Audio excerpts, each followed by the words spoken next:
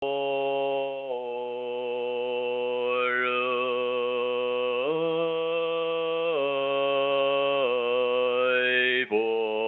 罗蜜多心经观自在。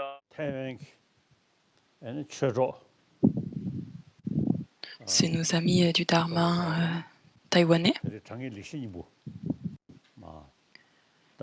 qui ont donc demandé un résumé de l'essence de l'excellente explication. Et donc, toutes les personnes qui ont tout préparé, tout organisé, je remercie tous les organisateurs.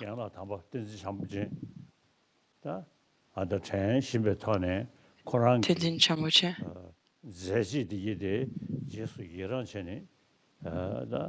Je me réjouis sincèrement de tout son travail. De toutes ses activités.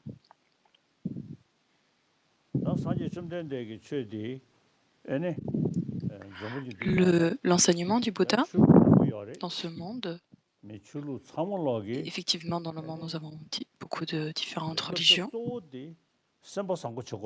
Donc l'enseignement principal, c'est l'amour et la bienveillance. Il faut être une bonne personne, il faut avoir le bon cœur. Donc ça, c'est commun à travers toutes les traditions religieuses. Et par contre, c'est pareil donc en Inde, avant que le Bouddha soit... avant le Bouddha, plus de 3000 ans, il y a plus de 3000 ans. Donc il y avait cette attitude, ce comportement de non-violence et de compassion. Donc c'est ce qu'on appelle la conduite d'Ahimsa et la conduite de Karuna. Et donc ça, c'était en Inde il y a plus de 3000 ans. Et ça, c'est une vue, une attitude qui s'est répandue très fortement au sein de l'Inde.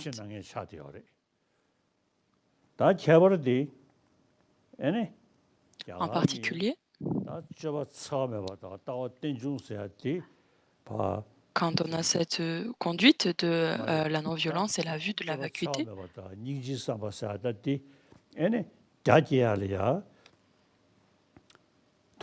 donc la non-violence, pardon, et la vue de la compassion. De la compassion, donc ça, c'était quelque chose. Quelques écoles non-bouddhistes qui avaient qui acceptaient en fait cette vue-là. On avait les Samkhya, les Charvaka, les Jains. Tout cela acceptait cette vue et cette conduite. Et au moment où le Bouddha a apparu en Inde,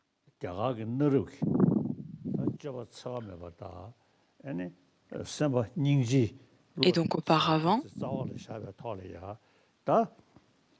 basant en fait la vue de la compassion et de la conduite non violente, il a en fait établi donc sa religion et donné ses différents enseignements. Donc il y a beaucoup de Samkhya qui acceptent l'idée d'un Dieu créateur. Basé sur ça,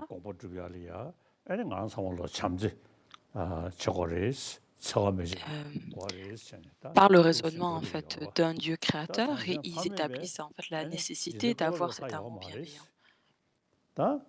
Donc par contre, dans le bouddhisme, le Bouddha n'a jamais établi qu'il y a un Dieu créateur. Donc il ne parle pas de cette philosophie-là. Il parle principalement de l'idée de la cause et de l'effet. Le Bouddha alors, donc au moment où il a obtenu l'état de Bouddha, il a donc dit ce verset, j'ai trouvé un dharma profond, pacifié, sans élaboration, tel un nectar. Donc quand on parle de le profond et pacifié, donc ça parle de la réalité. Ça parle des 4 nobles vérités, Chögyal, libre d'élaboration, ça fait référence au sutra de la Prajnaparamita. Dumaché, donc non composé, ça fait référence à la troisième tournée du roue du Dharma, donc c'est-à-dire la nature claire et lumineuse du possesseur d'objets. Par exemple, il parle de le sutra du Tathagata Garbha, donc le non composé.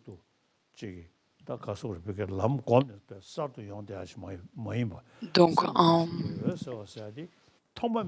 ne parlant pas en fait du chemin et en méditant sur le chemin, on arrive à éliminer ces impuretés adventistes, mais plutôt comprenant en fait la nature même du possesseur d'objets qui est claire et lumineuse.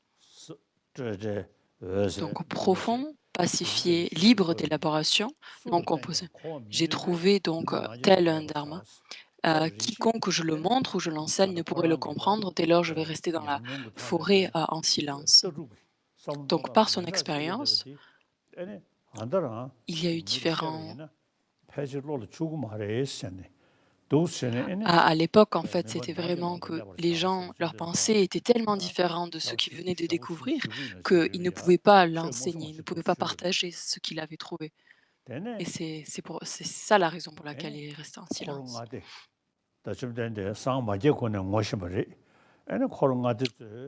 Donc avant qu'il ait obtenu l'état de Bouddha, il y a les sutras Ngadé.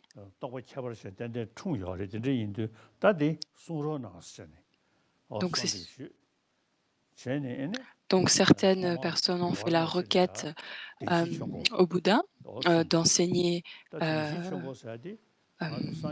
ces enseignements-là.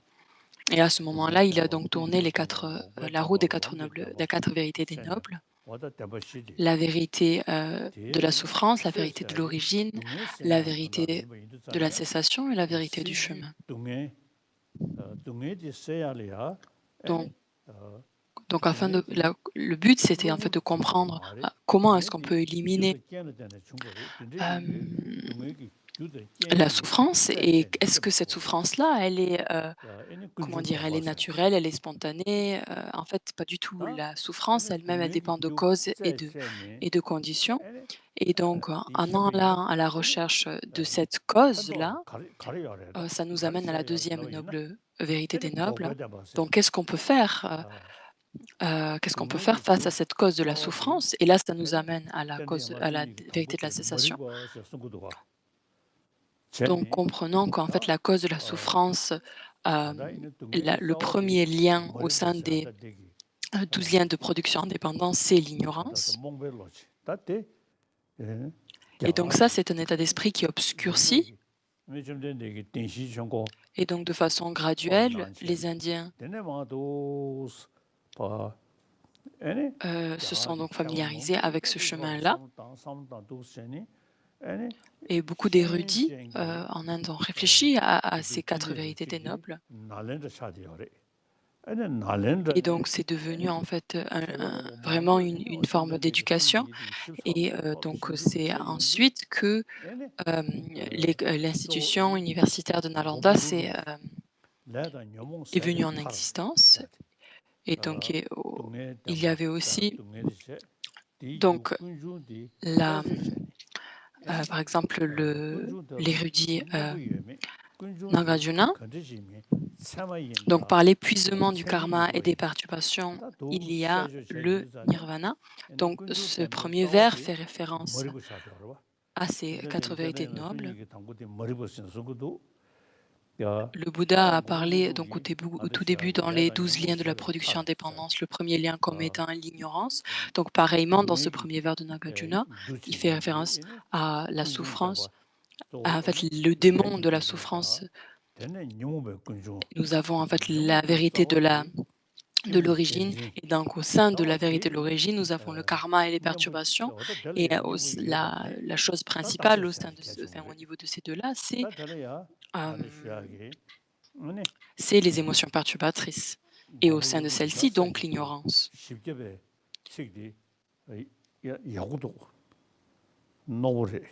Nous avons ces paroles, donc ces écrits de Nagarjuna qui sont incroyables et aussi, les 400 stances de Aryadeva. 가 어디 묘몽세하기 따싸워디 르르 르원 지신도 Les perturbations, 르기 원부되기 la racine, donc les consciences, corporelles, en fait, il répand, en fait, au sein de, que ce soit la conscience visuelle, la conscience auditive et cetera, ces organes auditifs-là. La conscience, de la même façon que, notre corps, en fait, est complètement, recouvert de la conscience, sensorielle, corporelle. Elle recouvre tout notre corps, tous nos autres organes, sensoriels. Et donc ça, cette idée-là de la conscience, corporelle, c'est très similaire à, l'ignorance. L'ignorance, en fait, recouvre toutes nos actions, toutes nos choses. Elle est donc si on se pose la question: «Comment est-ce qu'on peut éliminer cette ignorance-là?» Donc c'est en fait par la compréhension correcte, non erronée de la production en dépendance, même s'il y a cette apparence que les choses existent de leur propre côté, mais la personne qui saisit, les choses telles leurs apparences, ouais, ça c'est la vue à éliminer. Donc si on arrive par la vue de la production en dépendance à user cette vue-là, là il va pouvoir éliminer, l'ignorance. 땀들 통을 녀버 차스네 딘지 인도다 묘몽게 싸워 아니 Les émotions perturbatrices, la racine, c'est la saisie, dans l'existence propre. Et comment donc ce n'est pas quelque chose qu'on peut éliminer par le simple biais de la prière.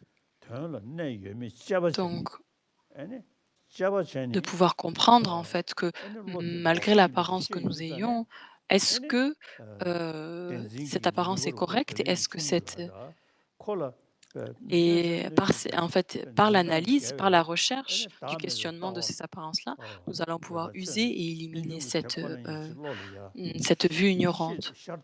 Et ensuite, par la possibilité de développer, la vue qui réalise, l'incité des phénomènes et par, une telle vue qui comprend l'incité des phénomènes, ceci permet de, réduire en fait la force de la vue de l'ignorance.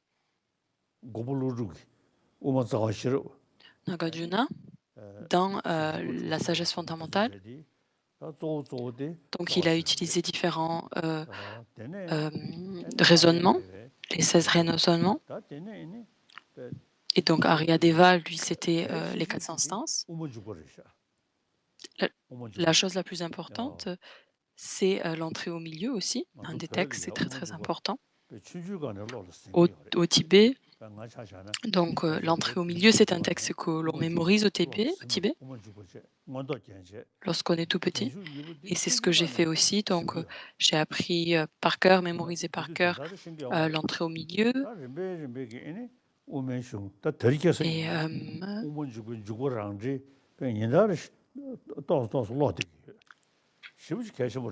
et maintenant même, il m'arrive même de lire l'autocommentaire, de l'entrée au milieu et aussi, l'essence de l'excellente explication aussi de Tsongkhapa. Donc ces 4 nombres de vérités, nous avons la vérité, de la cessation. En fait, on se pose la question: comment est-ce qu'on peut actualiser? Comment est-ce qu'on peut vraiment réaliser cette, cette cessation? Et par l'identification de ces émotions perturbatrices et comprenant leur antidote et par la méditation et par la force de la familiarisation, quand ceci arrive à être généré dans notre esprit, on arrive à s'engager donc dans les 3 pratiques supérieures. Donc que ce soit donc la première qui est la discipline, l'éthique, donc qui est, en fait surveiller son corps, son parole et son esprit.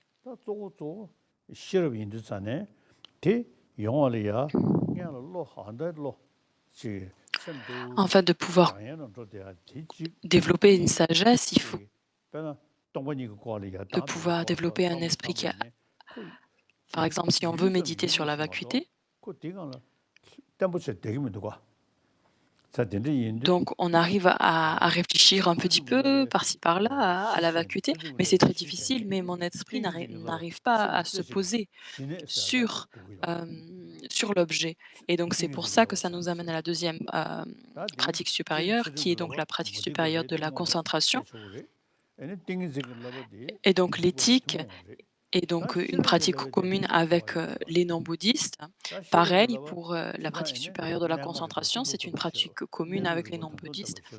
Et donc quand on parle de la pratique de la sagesse, l'entraînement supérieur de la sagesse,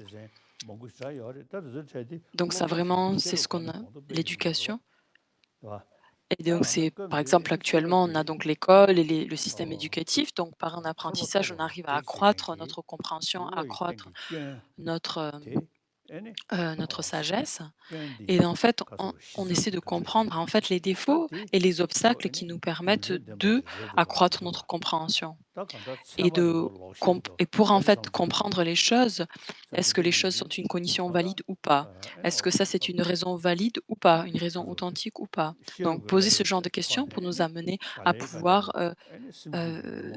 générer une sagesse authentique. Et en fait, ça permet d'éliminer tous les différents, comment dire, les non-compréhensions du monde. Donc nous avons aussi dans le bouddhisme donc ces différents véhicules, le véhicule pali, le véhicule sanskrit. Dans le véhicule pali, donc cette pratique de l'analyse, de l'examination, etc., n'est pas vraiment répandue. Par contre, à l'inverse, dans le véhicule sanskrit, ceci est vraiment une pratique très forte. Donc nous avons donc ce verset que le Bouddha a dit, donc ô moine et monial, de la même façon que l'orfèvre brûle, frotte son or pour vérifier son authenticité, vérifier mes enseignements de la même façon et ne les acceptez pas par simple foi. Donc en fait, ça nous indique de ne pas juste avoir la foi dans la parole du Bouddha et ensuite s'engager dans la pratique. Il faut qu'en fait nous nous engageons dans l'analyse en fait de sa parole. Qu'est-ce qu'il nous dit? Dans le pareil que l'or, on le brûle, on le frotte, on le coupe. Voir si on peut trouver en fait quelque chose de si l'or est pur. Donc pareil avec l'enseignement du Bouddha, ceci est l'approche que nous devons adopter. Donc par exemple, se poser la question, qu'est-ce que c'est cette cause et cet effet?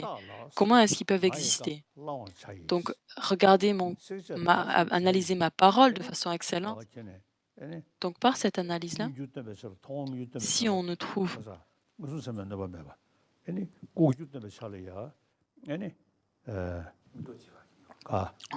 nous avons ces différents phénomènes, donc ceux qui sont manifestes, ceux qui sont légèrement cachés, ceux qui sont complètement cachés.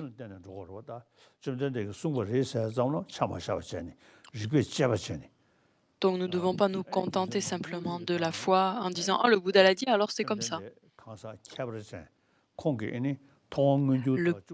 Le Bouddha, nous avons en relation avec les phénomènes qui sont complètement cachés. Le Bouddha, en fait, le raisonnement pourquoi nous pouvons accepter en fait l'enseignement de Bouddha de ces phénomènes qui sont complètement cachés, c'est que le Bouddha est une personne authentique. Il n'y a pas de contradiction à ce qu'il a dit précédemment et avec ce qu'il a dit après.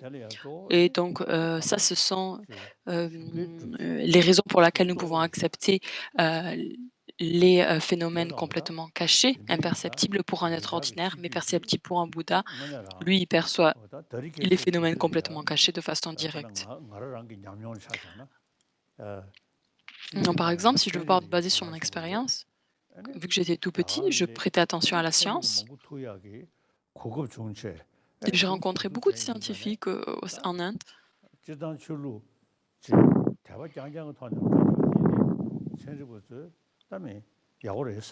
Et donc les religions en fait qui sont simplement basées sur la foi. À l'inverse, les traditions de Nalanda, donc c'est-à-dire qui réfléchit très fortement aux causes et effets, au raisonnement.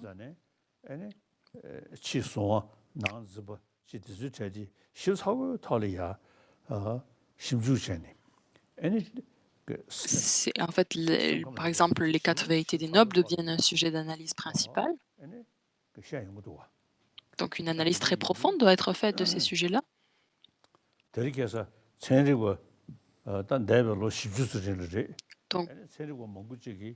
Donc je suis restée, j'ai discuté avec eux pendant 40 ans à peu près. Donc pareil, donc quand je parlais avec eux, ils n'ont pas vraiment beaucoup de choses à contribuer dans le domaine de la psychologie, de la compréhension de l'esprit, de la conscience. Et c'est pour ça qu'en fait, ils ont particulièrement prêté attention à la science, la psychologie bouddhiste.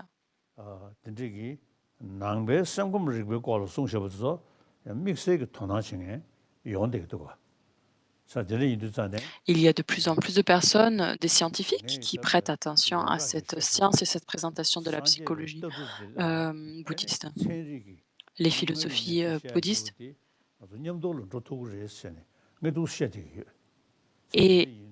Et donc moi, je pense vraiment que par cette approche similaire de l'analyse du développement de raisonnement valide, la science et le bouddhisme, différents aspects philosophiques du bouddhisme peuvent aller en fait ensemble, main en main.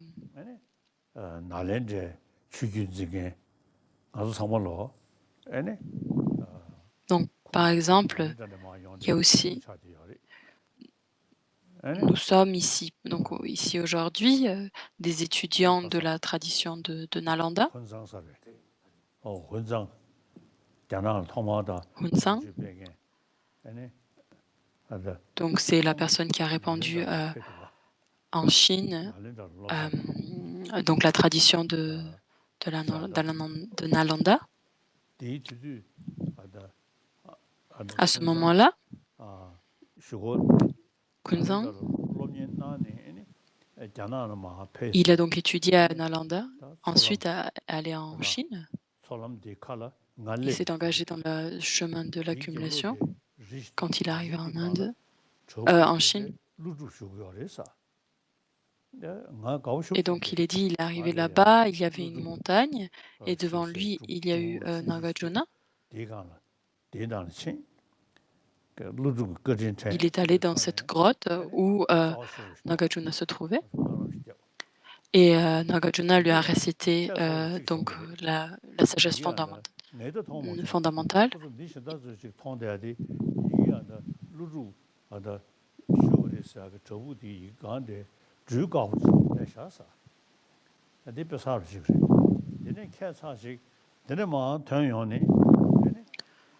Donc quand il est sorti de cette grotte,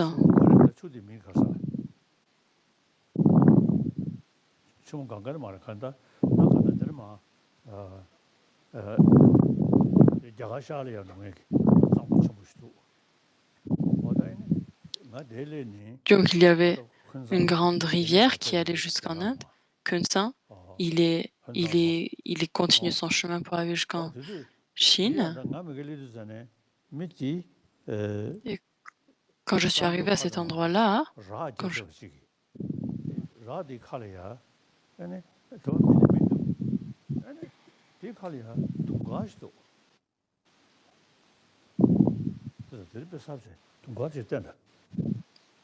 sur cette route-là, en fait, ce que j'ai vu un coquillage blanc qui se trouvait sur le mur, qui avait été construit auprès de la rivière.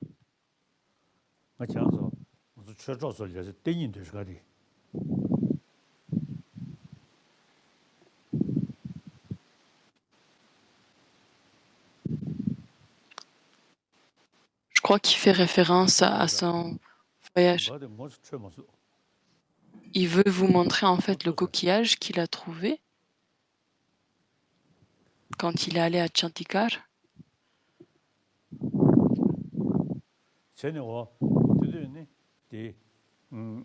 À ce moment-là, donc il y avait ce coquillage blanc. 머지는 사디 강리야. 도시기로. 너 맨날 수직. Donc il n'y avait personne autour. Donc je me suis dit, quand j'ai vu ce coquillage, c'était quelque chose, une expérience auspicieuse. J'ai fait, j'ai fait quelques prières et puis ma mère est arrivée auprès de moi.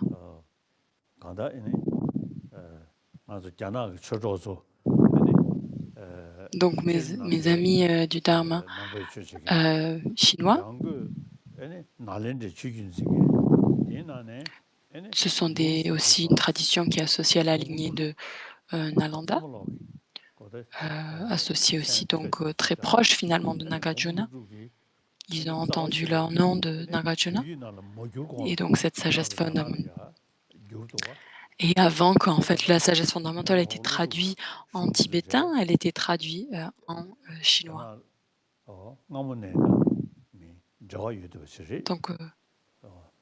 Donc vous avez une connexion avec Nagarjuna depuis très longtemps. Alors c'est pour ça qu'aujourd'hui, donc mes amis de Chine, j'ai voulu donc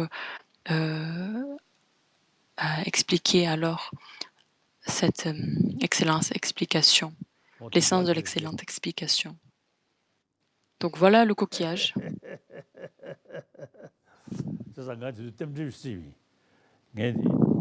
Donc moi j'ai considéré ça comme quelque chose d'auspicieux. Donc Nagarjuna donc était passé par là. J'ai mémorisé aussi l'entrée, milieu. Donc j'ai toujours en fait l'entrée au milieu et son autocommentaire sur ma table. Je le lis encore et encore. Donc vu que je le considère comme je me considère comme étant un des disciples de Chandrakirti. Et je réfléchis encore et encore à la vacuité. Et quand j'ai vu ce coquillage, j'ai considéré ça comme quelque chose d'auspicieux.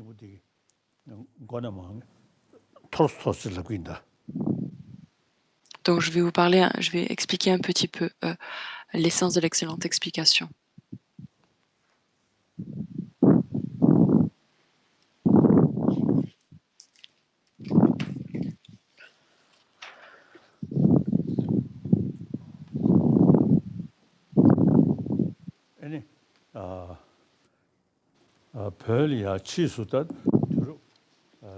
Et ensuite, après, au Tibet,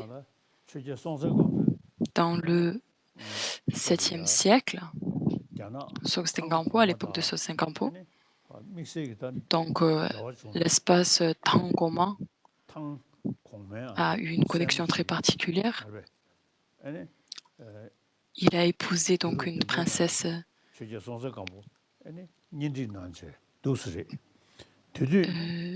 chinoise, donc ça c'était au 7e siècle. Il a invité à venir la Sechowu là, donc c'était un des temples. Donc par exemple pour moi-même, d'abord prendre les différents vœux monastiques, tous ces vœux monastiques que j'ai pris, ils étaient devant la statue de Chowo à Lhasa. Donc c'est un temple à Lhasa. Donc tous les vœux que j'ai pris de Getsul, de Gelong, je les ai pris à ce temple-là.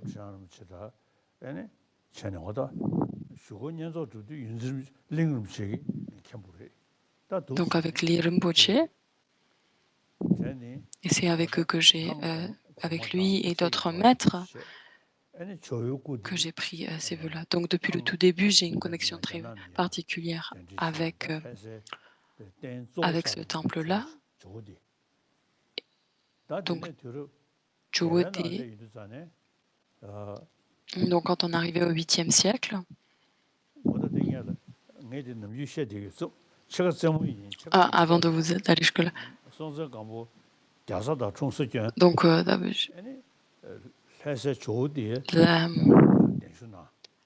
La princesse de Songtsen-gampo était chinoise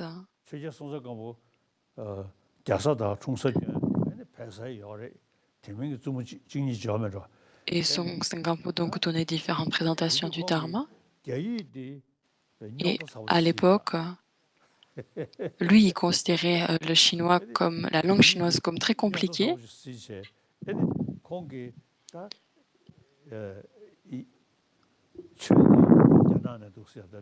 Et donc,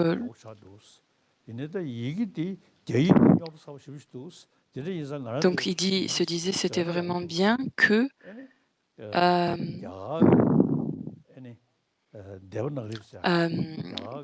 le bouddhisme de la tradition de Nalanda se soit répandu en Chine, mais finalement, cette langue chinoise est vraiment très compliquée. Et l'écrit, en fait, en particulier l'écrit, le script chinois est très compliqué. C'est pour ça que Songtsen-gampo a donc initié en fait le développement de l'écriture du script tibétain.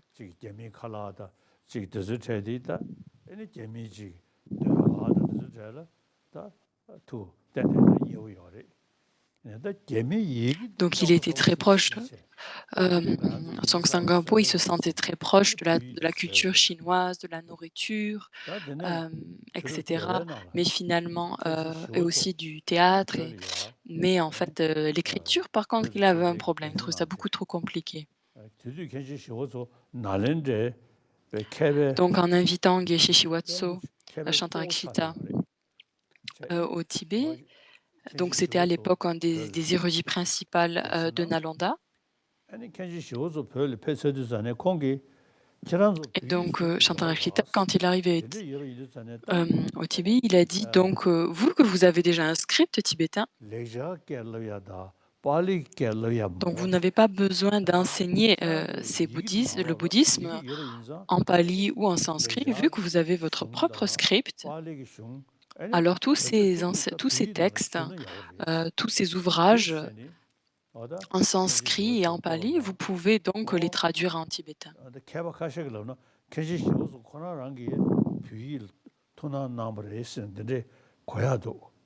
Donc certains érudits disent que même Shantarakshita lui-même, après a essayé d'apprendre, a appris le tibétain.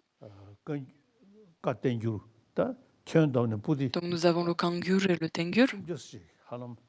Peut-être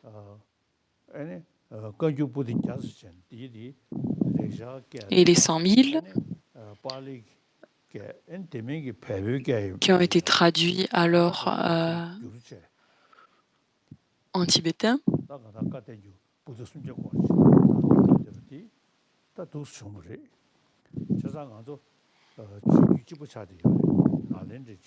Donc c'est en fait la lignée en fait de que ce soit la nôtre au Tibet ou celle qui existe en Chine, c'est la même, celle de Nalanda.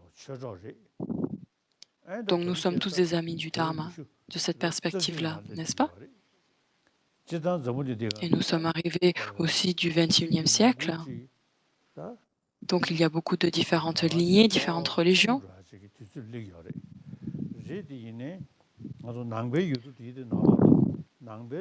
Mais en particulier tous ces pays bouddhistes. Donc ces pays-là, il faut vraiment que nous prêtons attention particulièrement à ces enseignements, et en particulier donc sur la terre ferme en Chine, il y a beaucoup de bouddhistes. Donc dans ces enseignements bouddhistes,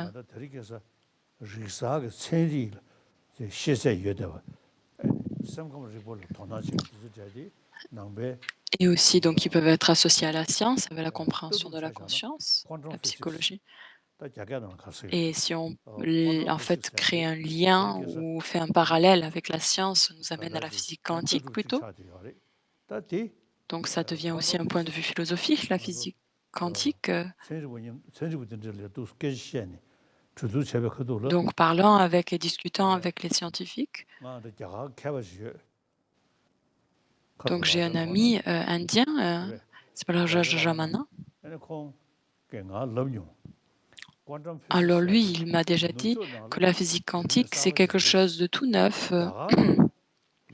en Occident, mais 그것도 par 완전히 contre, en 그것만 Inde, 듣고는 c'est quelque chose qui est 성질이 existant 되게 세. depuis le 나한테 셴 2500-600 ans 셴이 et c'est ce qu'il m'a dit là, Ramana, cet érudit-là. 측하시 교육도 Et à ce moment-là, 사들이 인도 아다 퀀텀 피직스 il 셴이 m'a récité des versets de 가다 la sagesse fondamentale de Nagarjuna. 나네 미디까지 퀀텀 피직스 돈에 세브스타리 아 치르 Et en fait, la présentation de l'apparence et la 나로부터 réalité, cette, 말아서 comment dire, 나는 인도 cette disparité qu'il y 유지를 a 이어봤지 est donc très 유지를 clairement enseignée et 나한테 présentée dans le système 레디 de la théorie 룸주 quantique, 베레디 de la 내주디 physique quantique. 뒤철을래 Donc de 너 se dire 뒤에서 telle est l'apparence, 아니 après nous avons le 딱 réel mode de réalité. 단계네 매버지 Donc 퀀텀 피직스기 l'apparence, en fait, elle existe simplement une 그다지 simple imputation de l'esprit, mais 라자나 si 로네시 on va à la base des choses, au niveau 야나라 essentiel de leur existence, il n'y a aucune 그도 고고고고 forme 섭섭한 d'existence qui 거지 est telle. 가다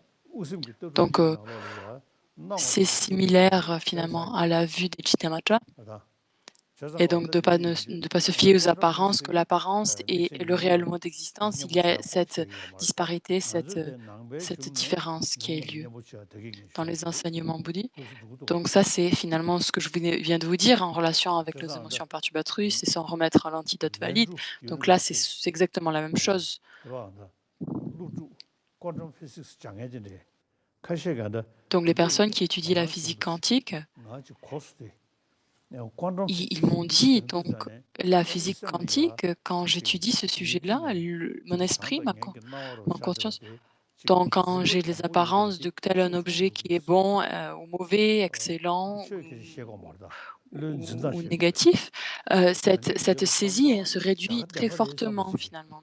아tek 점슬리기도 와 나와도 주요 말해서 Euh, 아니 Et 지금 donc, 아tek quand on a cette 점을 saisie 그 forte, 총으로 telle quand on dit ah cet objet est excellent, 그래서 cet objet est 렌주 mauvais, 유니버시티 euh, 루주 이제 on, 카시기 되게 섬수지 중샤 euh, 사들이 c'est parce qu'il y a vraiment une 가다 forte 퀀텀 croyance en 피직스기 l'apparence. Mais 안다 par contre, 셔야 ces 돼 étudiants dont je vous 다 parle, qui étudient la physique 루주 quantique, me disent que cette 그래서 이제 saisie-là est vraiment 모니 réduite. 주요 말해서야지 Donc, 다 quand 이거 Nagarjuna dit que 들리기가 tous les phénomènes n'existent pas dans 사들이 aucun 인도 moyen de façon essentielle, il y a cette 어디 absence 장소하다 d'existence essentielle des 뜻이 choses. 잠지기 장소 최조 장소 아니 그 자나 감수 첨부를 봐 지금 저같이 Donc, mes amis 렌즈 chinois, j'ai de plus en plus de connexions avec 찾아나 en Chine, sur le territoire, Lezhou, donc l'université de Lezhou, donc des personnes qui réfléchissent à la physique quantique, et j'ai parlé donc ce dont je viens de vous parler, donc ces étudiants, et donc ils sont en Chine.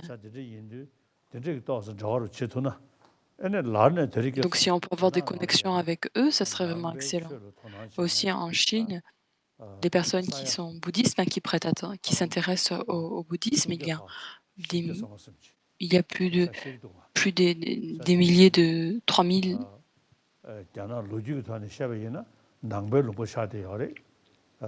Donc dans la perspective historique, la Chine est un pays bouddhiste. Et il y a 50, 60 ans, je suis allée en Chine et j'ai vu. Donc je suis allée à différents endroits en Chine.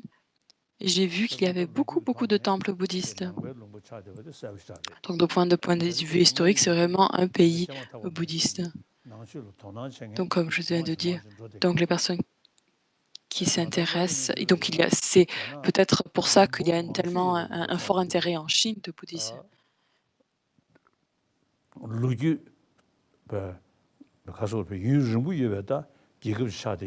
Donc cette histoire, donc l'histoire du bouddhisme en Chine est très ancienne finalement.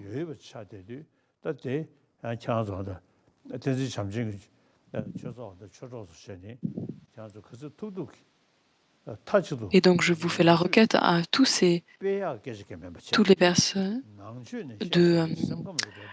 toutes ces personnes en Chine, pas juste en fait, de répandre le bouddhisme de plus en plus, mais vraiment de l'étudier de plus en plus et de rendre ce sujet du bouddhisme tel un sujet académique et de pouvoir en fait renforcer cette structure d'études autour du bouddhisme plutôt que de l'idée de le répandre.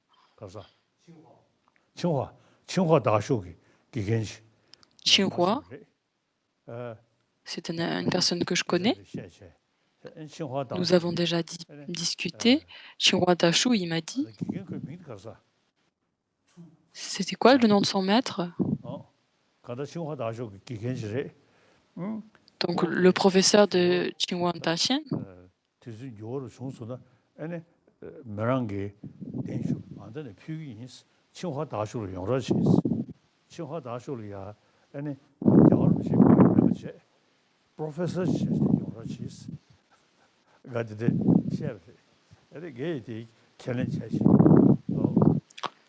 Donc, j'ai fait la requête, je l'ai invité en fait, et j'ai dit ne dites pas que c'est le Dalai Lama qui l'invite, mais juste un professeur qui l'invite à discuter.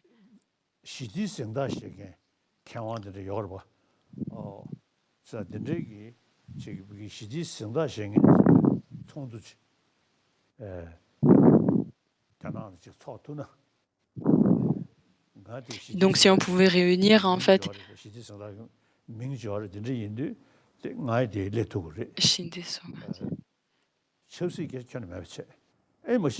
donc de parler plutôt de la paix et la paix est créée en fait. J'aimerais bien qu'il y ait cette discussion et une réunion en fait sur la paix en Chine. Donc pas du tout d'un point de vue politique, vraiment juste.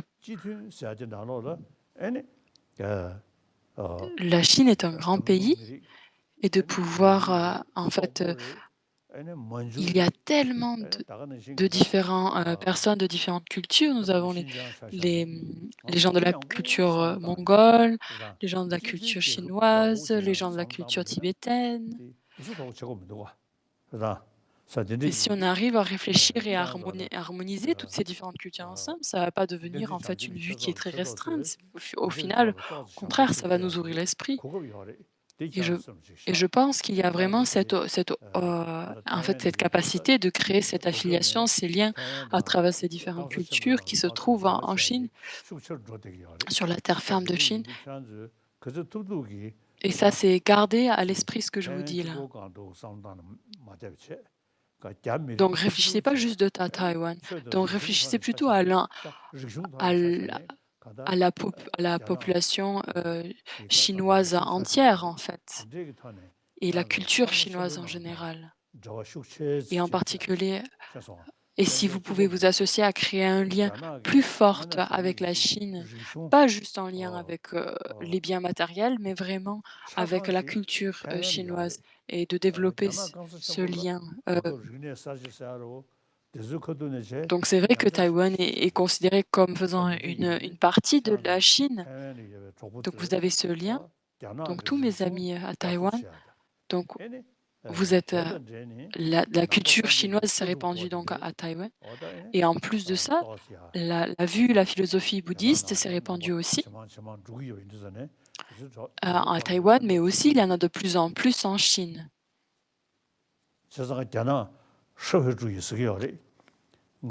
Shabshetu, donc c'est des socialites. Moi, j'aime beaucoup cette vue-là parce qu'il faut avoir cette vue qui souhaite être bénéfique envers l'autre. Et donc, si on n'arrive pas à cultiver cet esprit qui souhaite être bénéfique envers les autres, le socialisme a très peu de sens. En fait, il n'y a pas de base. Et c'est pareil ce qui est enseigné dans le Bodhicharyavatara. Toute souffrance du monde vient par souhaiter son propre bonheur. Tout bonheur de ce monde vient de souhaiter du bonheur d'autrui.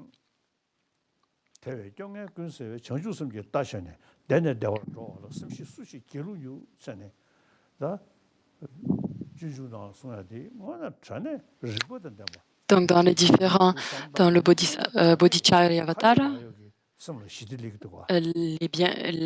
le fonctionnement et les qualités de la bodhicitta sont vraiment incroyables.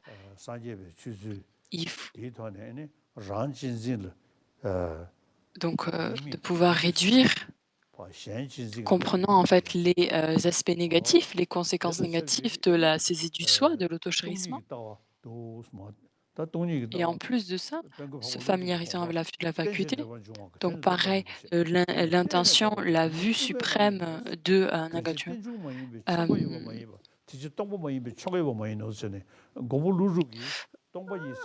Pour quiconque la vacuité a du sens, tout a du sens. Pour quiconque la vacuité n'a pas de sens, rien n'a du sens. Ce qui est une production en dépendance, ceci est expliqué comme étant la vacuité. Ceci est une, une désignation en dépendance. Ceci est la voie du milieu.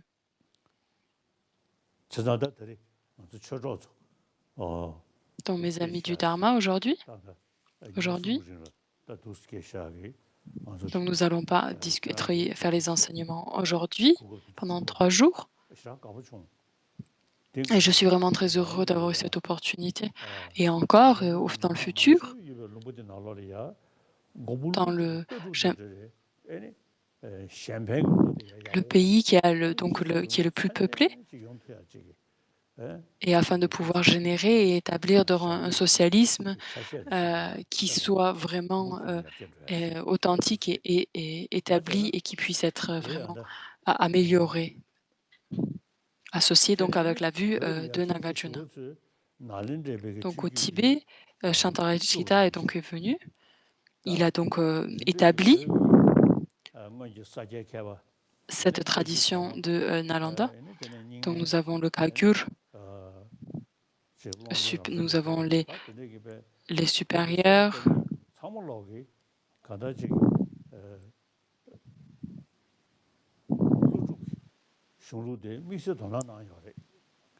et donc lors de la propagation au Tibet de la tradition de Nalanda, en particulier avait cet intérêt de Nagarjuna, et aussi ici dans le contexte de l'essence de l'excellente explication, ça c'est un texte de Je Tsongkhapa.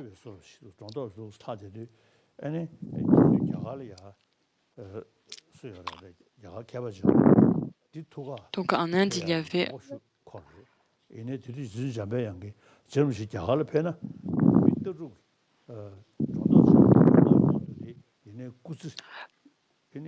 donc Tsongkhapa avait envie d'aller en Inde pour rencontrer ces différents érudits, mais Manjushri a eu cette vision que si Tsongkhapa allait en Inde, il y aurait différents obstacles, et en plus Tsongkhapa, s'il restait au Tibet, il y aurait vraiment un énorme bienfait qui en sortirait. Et donc Je Tsongkhapa a étudié tous ces textes fondamentaux de ces 100 000.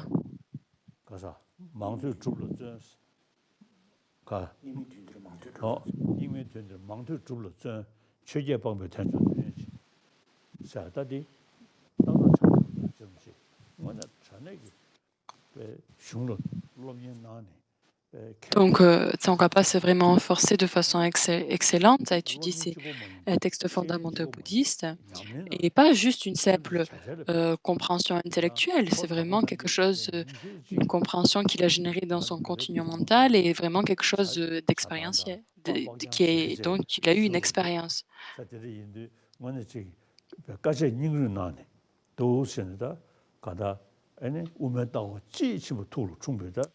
Et donc il a réussi par la suite de cette étude de pouvoir composer en fait une présentation excellente de la vue du milieu.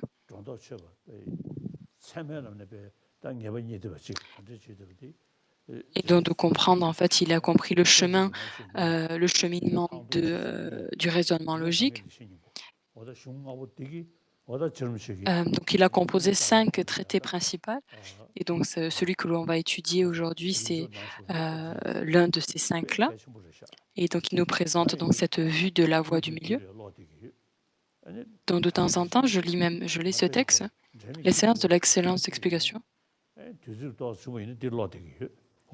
Dès que j'ai du temps, quand je vais à différents endroits, je le prends avec moi et je le lis, dès que le temps se présente.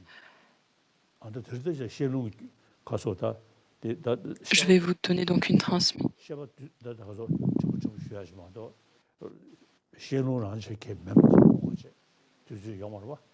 Donc ce n'est pas juste une transmission, hein, n'est-ce pas? Je n'avais pas le temps. Mais c'est plutôt en fait de Ling Rinpoche qui m'a donné la transmission de ce texte.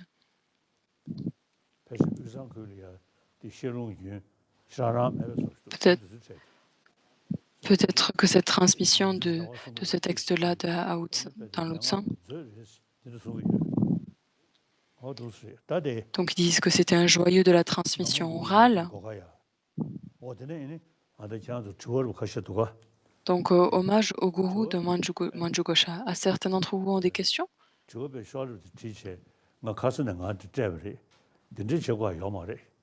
Donc est-ce que vous n'avez pas me donner les questions à l'avance, hein?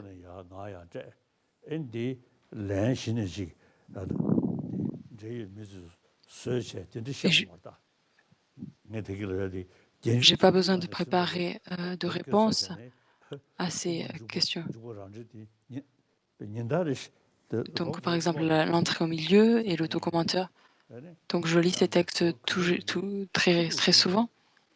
Donc, peu importe la quantité de questions que vous ayez, donc j'ai toujours des réponses à faire. Donc, si la réponse que je ne sais pas, alors si je ne connais pas la réponse, je dirais je ne sais pas. Non, peu importe, c'est pas grave. Moi, ça va pas me déprimer si j'arrive pas à répondre à la question. Donc,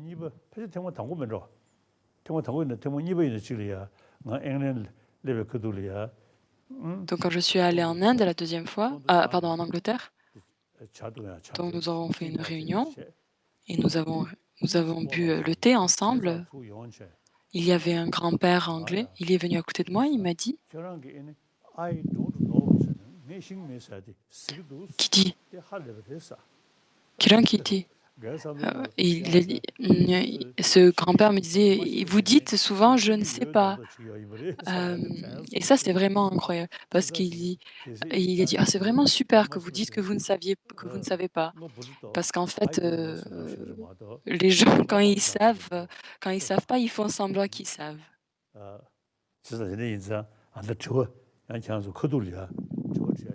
Donc, peu importe les questions, vous me les posez directement, les questions.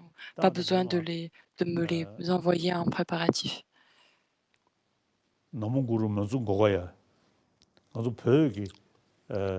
Hommage au gourou Manju Gosha. Donc, tous les textes qui ont été traduits de l'Inde, donc il y a cette partie qui est en sanskrit, Namo Guru Manju Gokaya. Donc ça nous montre en fait l'authenticité et la source du texte, c'est-à-dire. C'est-à-dire, c'est un texte qui vient de l'Inde. Ça nous montre la source de ce texte-là. Et donc, je me prosterne devant Manju Gosha, Manjushri, Shambhu Meghavana, Irayana Garba, Anangapati, Damoradara et d'autres dieux. Avec prudence, ils prennent la pose du Tout-Puissant et rugissent leur supériorité à travers les mondes. Et pourtant, en voyant son corps, ils pâlissent comme une luciole au soleil. Puis ils inclinent leur diadème intincelant. Avec respect, je me prosterne au lotus, aux pieds des seigneurs des sages, le Dieu de tous les dieux. À Manjushri, un trésor d'excellentes explications, et Maitreya, le vaste océan. Leur sagesse et compassion est tellement profonde qu'elle est difficile à concevoir. Ils s'engagent dans la vaste conduite d'activités éveillées. Avec respect, je me prosterne. Je m'incline aux pieds de Nagarjuna et d'Asanga. Donc ça, c'est la tradition du chariot, le vers suivant, avec des interprétations du discours sacré du Sukata, telle la tradition du chariot. Donc nous avons ces différentes écoles philosophiques qui nous présentent en fait la vue du non-soi. Donc nous avons en particulier les Chittamatra et la vue l'école du milieu, qui nous donne une présentation très précise du non-soi. Donc ça, c'est qui ont parfaitement distingué l'enseignement du suprême du Bouddha, permettant à la superbe doctrine du victorieux de briller tel le soleil dans les trois mondes. Donc cette présentation du non-soi, c'est la chose principale qu'a enseignée. Donc nous avons ça dans chez les Chittamatra, donc c'est voyant, comment dire, les phénomènes et le possesseur d'objet. L'objet et le possesseur d'objet comme ayant la même, comme étant rien de séparé. Et ensuite, nous avons la vue de l'école de la voie du milieu qui dirait donc l'absence d'existence propre. Ayant saisi les deux systèmes de la tradition du chariot, ont ouvert les yeux génies de ce monde, portant la bannière de l'enseignement du Bouddha sans le moindre déclin aux ornements de ce monde. Aryadeva, Lero, Buddhapalita, Bhaviveka, Chandrakirti, Vasubandhu, Shiramati, Dignaga et Dharmakirti, avec respect, je me prosterne devant ces maîtres érudits. Avec ardeur, ils se sont consacrés à l'étude de la tradition écrite et de la philosophie. Donc nous avons un Nagarjuna, l'Open-Pao, ensuite donc Buddhapalita. Donc il y a les séquences sur la méditation composées par donc Buddhapalita donc a écrit des textes sur la voie du milieu principalement. Bhavavike.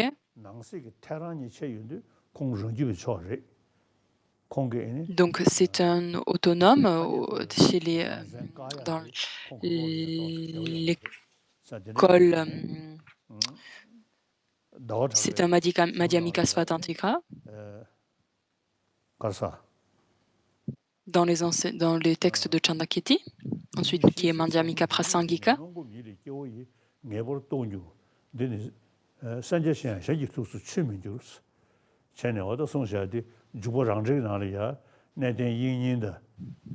Et donc, dans l'autocommentaire de l'entrée au milieu,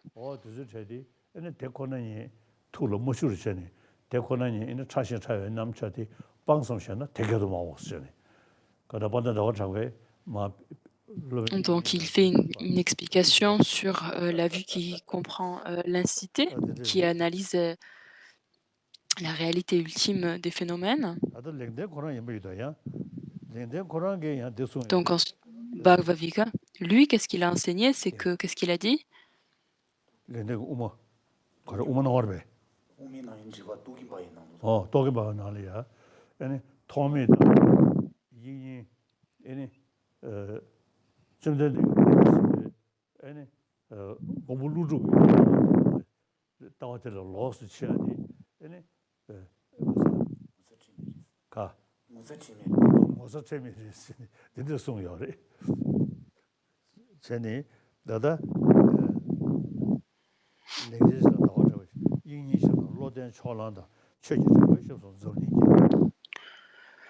Vasubandhu,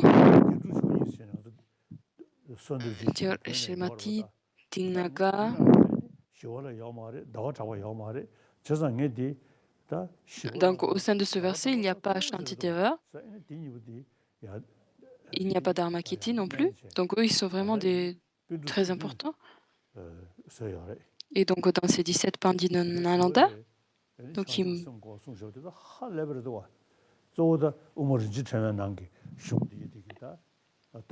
donc, par exemple, dans aussi Nagarjuna qui donne la présentation de comment échanger, égaliser soi avec autrui.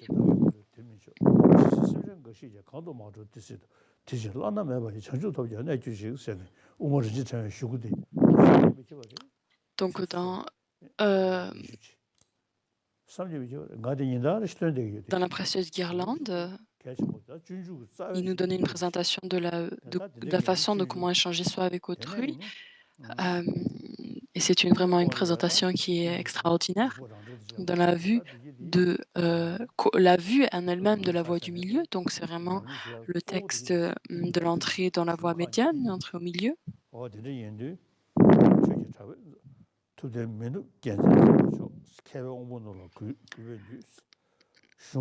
Avec respect, je me prosterne devant ces maîtres érudits. Avec ardeur, ils se sont consacrés à l'étude de la tradition écrite et de la philosophie, et leurs réalisations n'en sont pas moindres.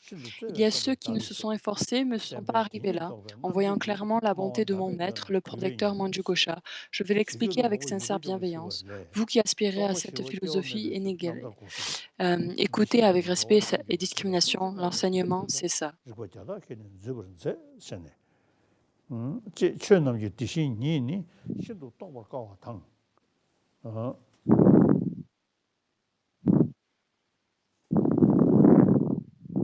마도나 코갈에 메조스.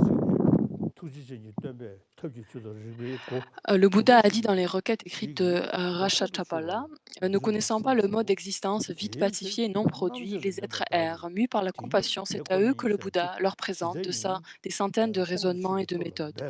Le grand compétissant, comprenant que l'incité des phénomènes est difficile à réaliser et que si elle ne l'est pas, on ne peut se libérer du samsara. Donc, par exemple, donc, il y a une citation qui est dans ce texte.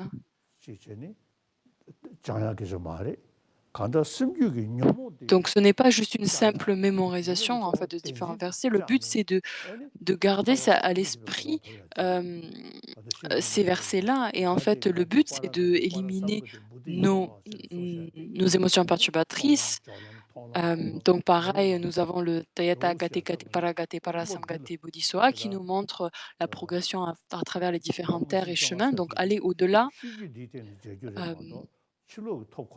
Donc ça, ce n'est pas des choses externes à juste apprendre, ce sont des choses à vraiment adapter, à poser, à garder à l'esprit pour que nous-mêmes, nous puissions développer ces qualités-là et progresser sur notre chemin.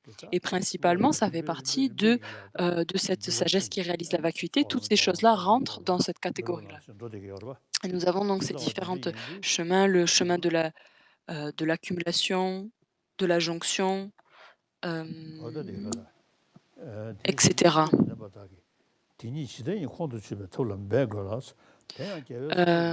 Il est donc montré différentes méthodes et présenté de nombreux cheminements logiques afin de réaliser celles-ci. C'est pourquoi les intelligents doivent s'efforcer d'appliquer ces méthodes pour réaliser l'incité telle qu'elle. Mais celle-ci, la relation dépend elle aussi de ne savoir distinguer le sens littéral figuré dans les enseignements du Bouddha. Donc, une des choses qui est importante à considérer dans les enseignements du Bouddha, c'est que nous avons différentes personnes qui ont différentes dispositions mentales. Et donc, le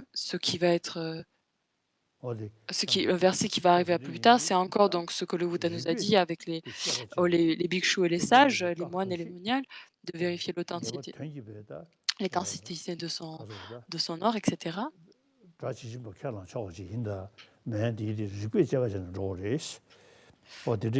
Et donc, en fait, l'importance de s'en remettre à la logique pour pouvoir établir ou pouvoir prouver quelque chose. On ne peut pas simplement s'en remettre à des citations des textes qui disent ceci est un texte de sens littéral, ceci est un texte de sens figuré.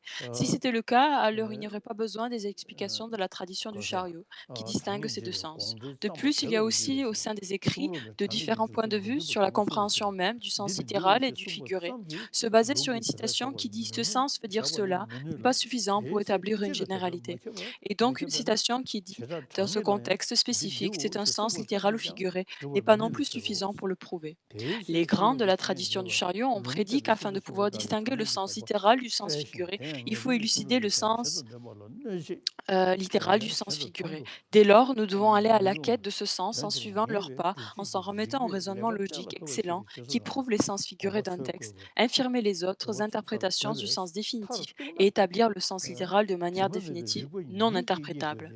Au final, nous avons besoin d'une discrimination pure et parfaite pour les distinguer. Si nous acceptons les théories qui vont à l'encontre de la raison, alors leur maître ne pourrait être des personnifications de cognition valides.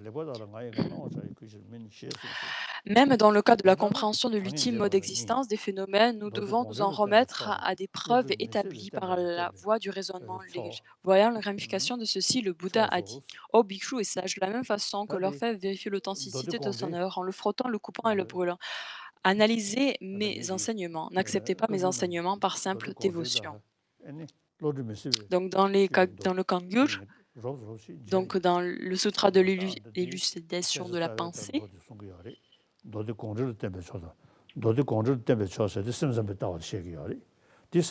et donc ça c'est la vue principale des Chittamatra.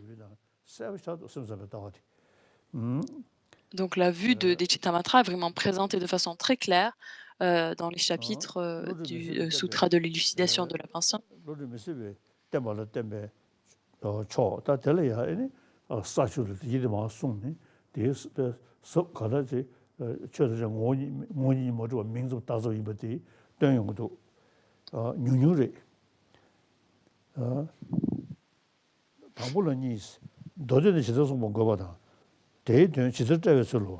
Donc, tout-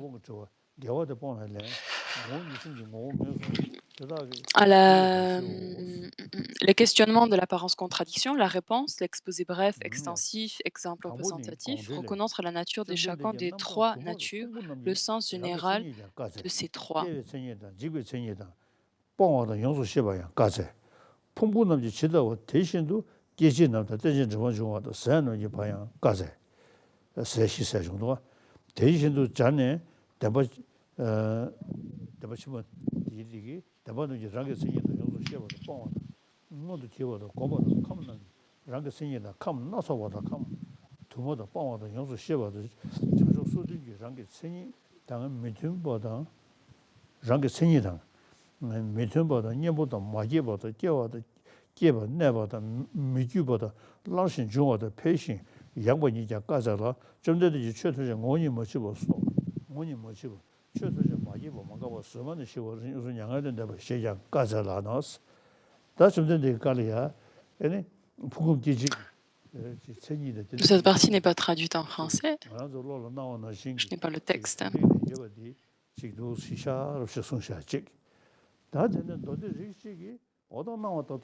Donc, dans une section de certains sutras, ils disent que les apparences ne sont pas, en fait, on ne peut pas avoir confiance à ces apparences-là. Elles sont simplement, ces apparences-là existent par simple imputation de l'esprit. Donc, c'est dans ce sens-là, le texte parle de ne pas donner aucune naissance, il n'y a aucune cessation, il n'y a aucun aller, aucun venu, etc. Donc, il n'y a aucune cessation. Donc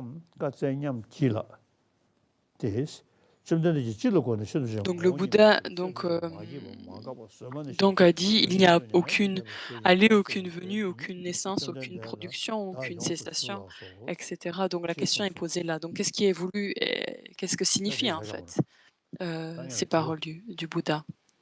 Donc nous allons nous arrêter là pour aujourd'hui. Et est-ce que vous avez des questions?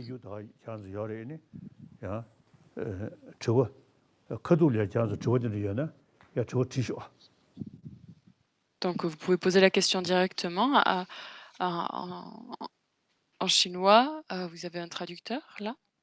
Donc, Thanks for your holiness teaching. And here are some students' questions. Donc merci pour vos enseignements. Voici les étudiants. 首先，弟子以圣义三门至诚。 Comment est-ce que les empreintes karmiques sont déposées sur la base du jeu simplement imputé? Comment est-ce que ce jeu nominal va de vie en vie? 无以匹敌，一切骗智甚大悲，观音莲足下毕竟。这是为。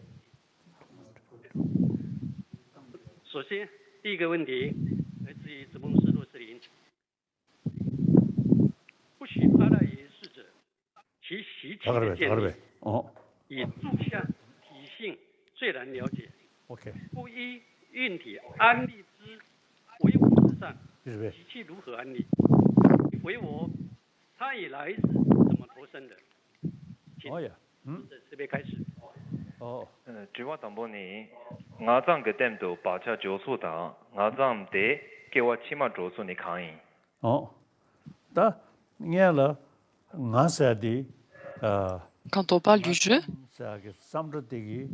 ce jeu nominal, ce simple jeu, donc ça signifie que l'apparence du jeu que l'on a, donc mon corps, ma parole, mon esprit, qui existerait de façon indépendante par ses propres caractéristiques, n'existe pas. Mon corps, ma parole, mon esprit, ce type de jeu, ce possesseur, ce propriétaire, en quelque sorte, n'existe pas. Quand on parle de mon corps,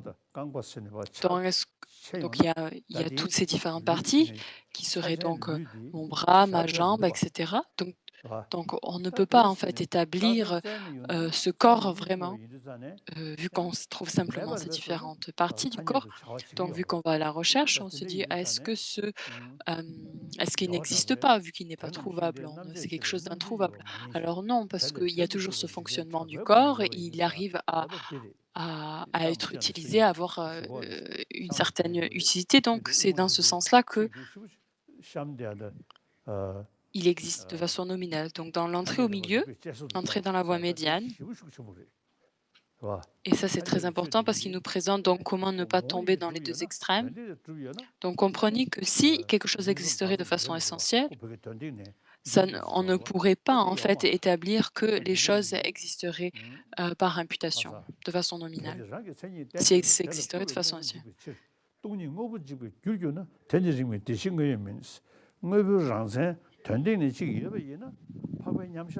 Si un phénomène existerait de ses propres caractéristiques, alors la sagesse qui est en équilibre méditatif devrait pouvoir le trouver. Quand nous sommes en équilibre, cette sagesse qui est en équilibre méditatif, il n'y a rien à trouver. Donc,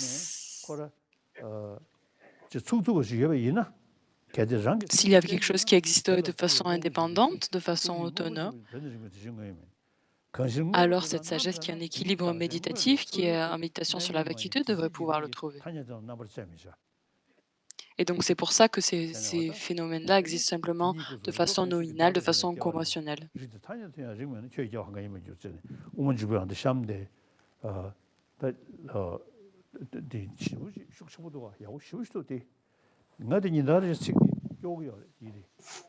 Donc ces différents versets de l'entrée dans la voie médiane, je les récite tous les jours.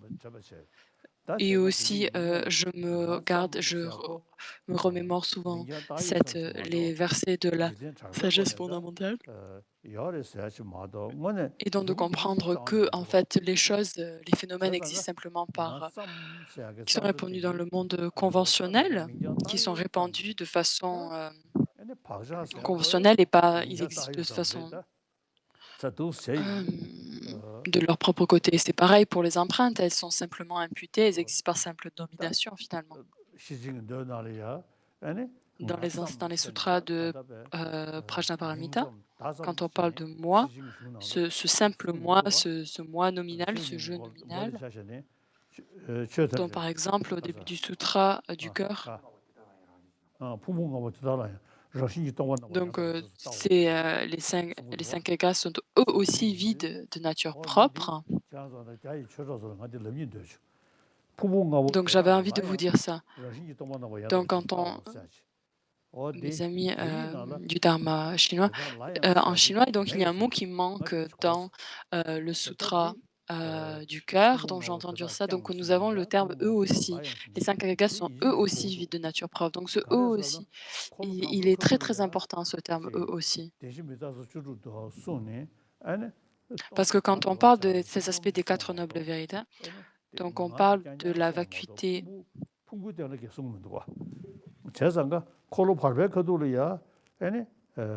Il parle donc dans la première vérité de la souffrance, donc de ces 4 aspects. Donc dans la deuxième tournée de la tournée du roue du Dharma, donc les agrégats eux-mêmes aussi sont imputés.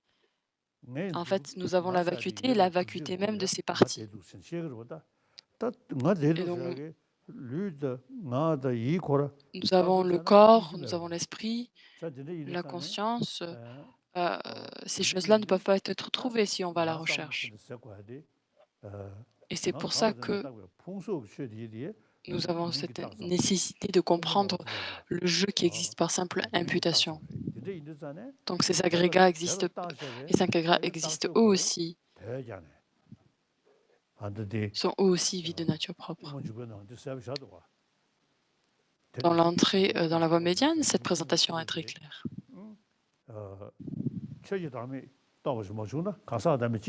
Nous avons, si on arrive à réaliser en fait l'absence du non-soi de la personne, alors nous ne pourrons pas réaliser le non-soi des phénomènes. Donc cette présentation-là est aussi très claire dans l'entrée dans la voie médiane. Quand on parle de ce jeu, donc la base même de cette imputance de base, pardon, quel est le mode d'existence de cette base-là? Donc ce jeu lui-même, donc comment nous mettons des empreintes sur le continuum mental? On ne peut pas vraiment parler de est-ce qu'on peut vraiment parler de l'empreinte mise sur le corps? Donc je pense pas, je sais pas. Mais aussi, on met plutôt les empreintes sont plutôt déposées sur le continuum de la conscience et donc les empreintes précédentes accumulées dans des vies passées donc ont été déposées sur notre continuum qui donc ensuite on devient en vie.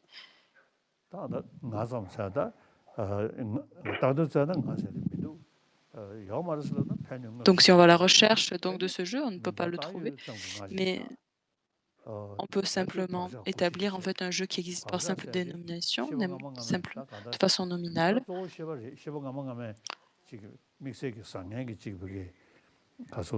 Donc ce sont en fait les différentes empreintes en fait émergent donc ont déposé suite à différentes actions qui sont plus ou moins vertueuses. Donc le corps, lui, s'arrête à la vie, à la fin de cette vie-là, mais par contre, notre continuum de conscience continue. Donc c'est pour ça que les habitudes sont très importantes, ces empreintes-là deviennent importantes.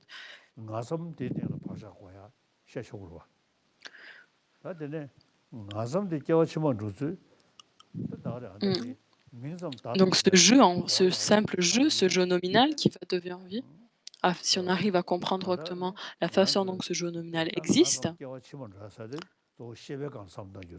de comprendre que ce jeu nominal va aller à la vie prochaine. Donc à la fin de il y a cette séparation entre le corps et la conscience. Donc il y a différents corps que l'on peut avoir, donc que ce soit des dieux, corps de Dieu, etc.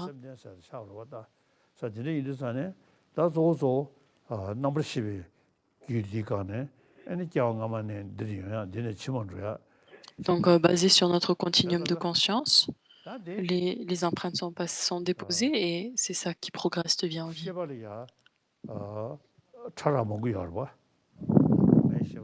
Donc la conscience, il y a différents niveaux, plus ou moins grossiers.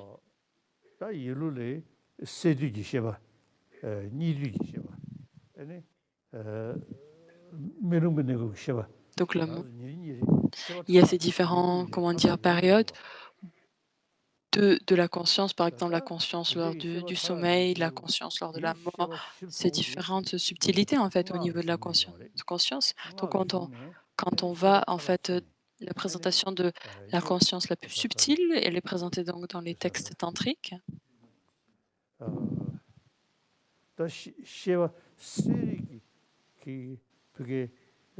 Qui est claire, cette type de conscience subtile, très claire.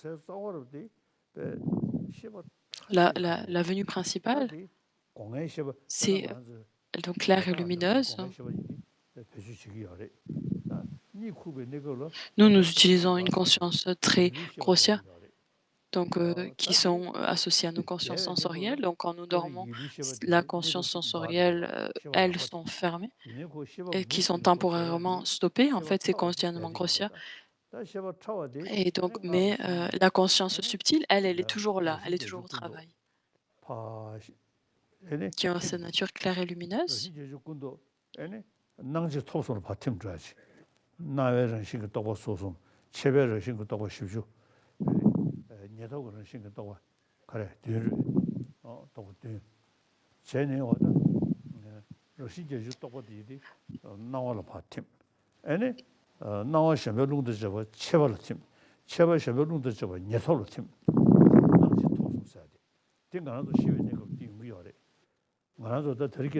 Donc il y a cette différente dissolution qui a lieu avec ces différents types d'apparences et en particulier en relation à la mort, au moment de la mort. Donc nous avons donc la respiration cesse. Donc au niveau du sel, au niveau du cœur aussi, les activités là s'arrêtent. Donc les différents organes cessent de fonctionner. Donc, par exemple à Taïwan, ça est arrivé. Donc Donc en Inde, ça arrive aussi. Donc on dit, ah, la personne est morte, cliniquement morte, mais par contre, donc même si son cœur a cessé, s'est arrêté, la conscience est toujours là. Les agrégats, le corps en fait reste très frais. Donc mon maître est resté donc dans cet état de Tungdam pendant 13 jours. Et notre maître pendant récemment à Taïwan, il y a un maître qui est resté 21 jours en Tungdam, Champa Gyatso. Donc, point de vue scientifique, il n'y a aucune explication qui peut être donnée. Mais si on parle du point de vue bouddhiste de cette conscience plus ou moins grossière, on peut comprendre ce type de phénomène.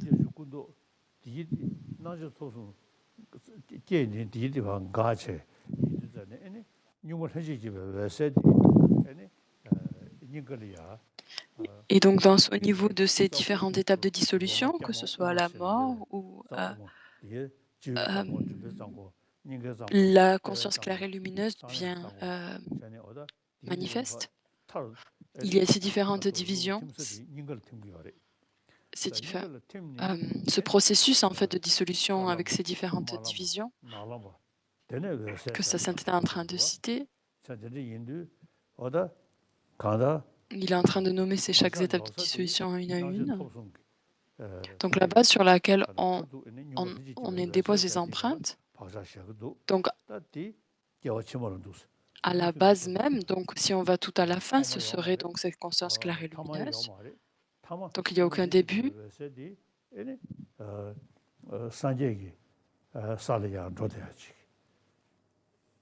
Et donc c'est cette conscience claire et lumineuse qui va nous amener jusqu'à l'état de Bouddha.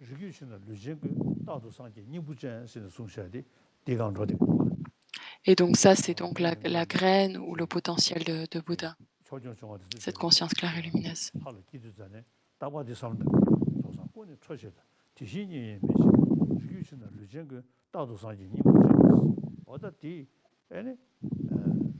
Donc l'identification en fait de notre capacité à obtenir l'état de Bouddha est donc basée sur cette conscience claire et lumineuse. Nous avons toutes ces contaminations qui sont adventices, qui ne sont pas la nature même de notre conscience. Donc en fait, c'est à comprendre comment en fait notre conscience, ce jeu nominal va aller de vie en vie. Ce qui est nécessaire de faire en fait, c'est s'engager dans l'étude de la psychologie, du fonctionnement de l'esprit et de ses différentes subtilités.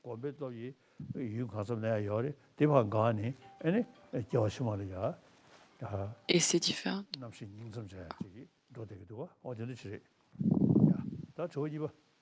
Et par ces différentes étapes de dissolution, ensuite, l'état d'esprit qui reste, donc le plus subtil, qui va ensuite aller dans la vie suivante.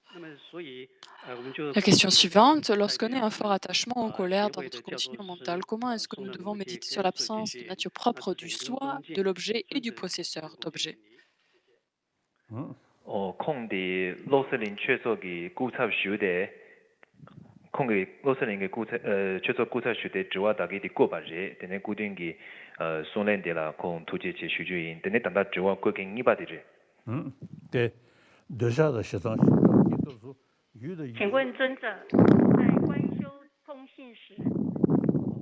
Yes, yes, yes. 好的，好，请问尊者在观修空性时，如何审查了知自观空时有正确掌握观空的关键与否？谢谢。空个之外的，让给东尼公北处的，脑里原面几大大鬼。东尼可啥？让给东尼公北处的，脑里原面几大大鬼。可啥？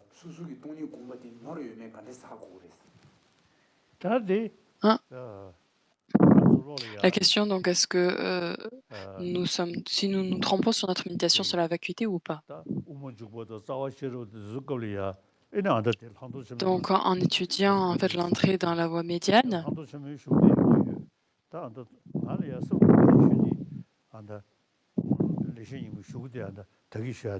ce qui m'a été le plus utile, donc c'est ce que je vous ai parlé, récité dans l'excellente explication, toutes sont capables de comprendre, de pouvoir générer en fait cette certitude qu'en fait vraiment nos apparences elles sont pas du tout correctes, elles sont pas du tout justes.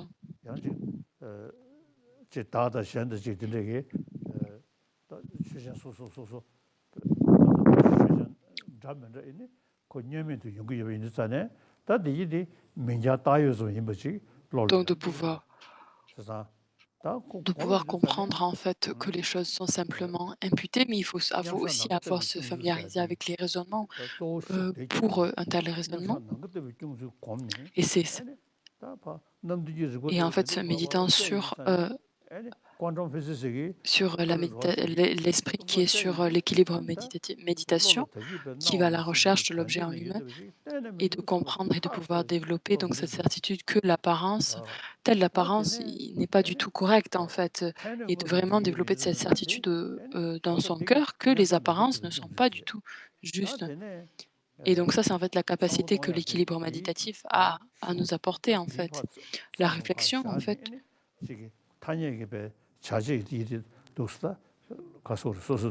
Et de réfléchir sur les différents objets, les différents sujets, et de se réfléchir à ces différentes parties, et de comprendre en fait que le résultant, en fait, l'objet ou le phénomène qui se présente devant nous est vraiment simplement existant comme une telle apparence. Et ensuite, d'autres questions? 请问尊者，宗大师教示云，观修空性的时候，需要重视名言量。那重视名言量的理由为何？주와디니 제 당이 챔비 동이 공급 탕의 테마 가르치에 수백 김세니 강의. 가르쳐. 동이 공급 탕의 테마. 동이 공급 거스네 자. 동일이야. 제주도 냐버샤는 공백거도 나와도 이게 가지고 냐샤는 것도 좀 주사 되게 돼. 나한테 되게 지르기에는 동력이고 거디 건드려서나. Donc, méditer sur la vacuité et comprendre ce qu'est le sens réel de la vacuité. Donc, c'est ce que Nagarjuna dit. Donc, ce qui est une production dépendance, c'est ceci est la vacuité. Donc, ça ne veut pas dire la vacuité, qu'est-ce que ça veut dire? L'absence de quelque chose, rien du tout. Le vide complet. Ça veut dire que l'apparence qui nous se présente à nous comme existant de son propre côté, ça n'existe pas. Et c'est pour ça qu'on parle d'exister de façon nominale, de façon conventionnelle. Parce que quand on médite sur la vacuité, à proprement dit, sur cet équilibre méditatif, donc on se en fait, cette apparence d'espace non obscur, un espace clair et vide, sans obstruction. Et c'est cette apparence-là qui nous aide à nous familiariser avec la compréhension de ce qu'est la vacuité. La compréhension de la vacuité, c'est comprendre, il faut que nous comprenions que ça dépend, que c'est cette idée de cette dépendance, que les choses existent simplement en dépendant de l'une et de l'autre. C'est ce que Jiraya Rinpoche nous dit. Donc nous avons de l'interdépendance apparaît la vacuité, de la vacuité apparaît l'interdépendance. Donc ça ne veut pas dire rien du tout, le néant complet. Ce sont deux choses qui sont en fait l'une dépendante de l'autre. Cette relation entre l'un et l'autre finalement. Et grâce en fait à cette relation de l'un et de l'autre, on arrive à comprendre la relation est claire, et ensuite grâce à ça on arrive à imputer et à le décrire comme étant ceci ou cela. Et c'est vrai qu'en méditant sur la vacuité, il y a ce danger en fait de tomber dans le nihilisme. Et Et c'est comprendre que les phénomènes conventionnels, donc c'est même l'apparence qu'elles existent de leur propre côté, cette apparence-là est erronée. Et comment est-ce qu'elles peuvent exister de façon simplement nominale? C'est parce qu'elles existent simplement en relation à l'une de l'autre, en dépendance à l'une et l'autre. Et afin de pouvoir comprendre la vacuité, il faut que nous comprenions la vue en dépendance, la production en dépendance. Et pour comprendre la production en dépendance, il faut que nous comprenions la vacuité. Une autre question? 尊敬的尊者，好，在此跟您说声早起得累，好，欢迎你早日来到台湾。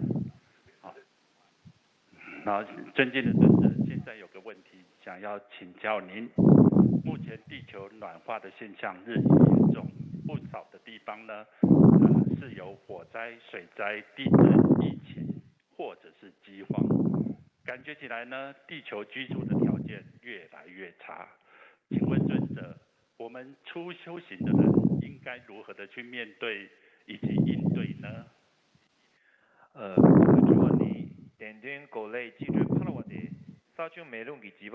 ？Allez, comment pouvons-nous faire face aux adversités actuelles, telles les divers désastres naturels de la terre, l'eau, le vent et le feu qui sont causés par le réchauffement climatique? Donc, la protection de l'environnement, c'est très très important et c'est très connecté à ça, n'est-ce pas?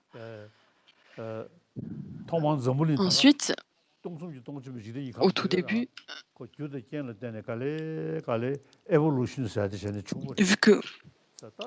vu que le monde est venu en existence par différentes causes et conditions, et ensuite nous avons cette évolution.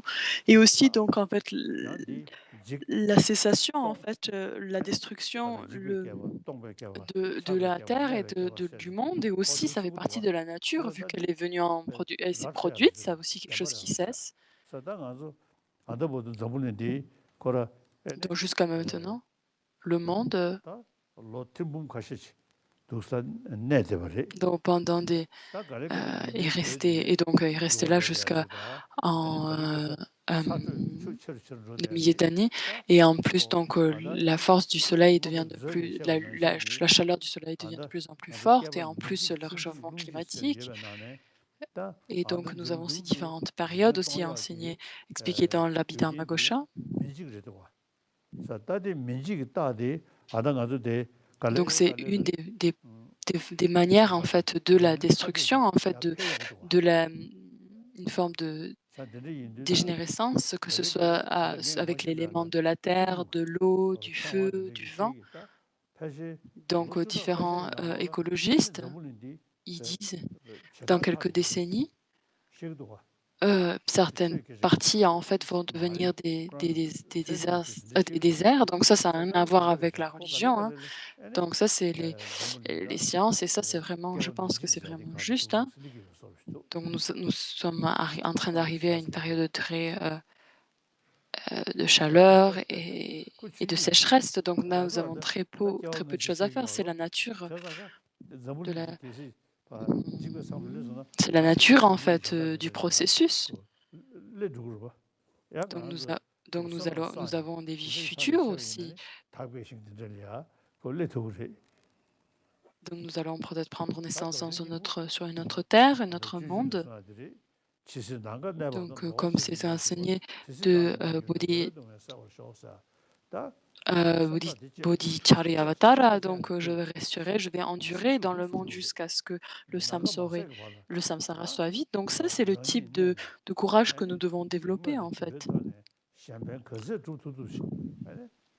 Et de pouvoir en fait nous efforcer à être le plus bénéfique envers les autres. Et de générer ce courage en fait, de s'efforcer à accomplir le bien d'autrui, ça c'est très important.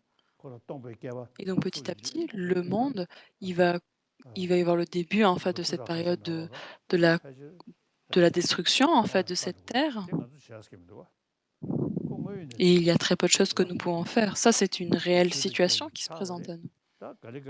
Donc en fait, ça a venu en existence dépendant de causes et de conditions, et ça va quelque chose qui va être détruit. Et qui va être détruit, et donc ça c'est la nature même de la Terre. Et dans le monde.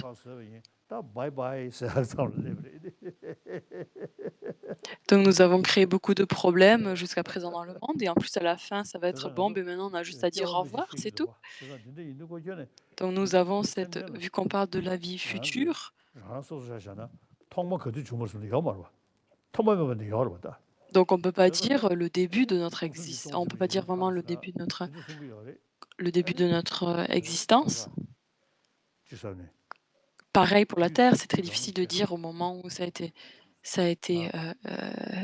venu en existence.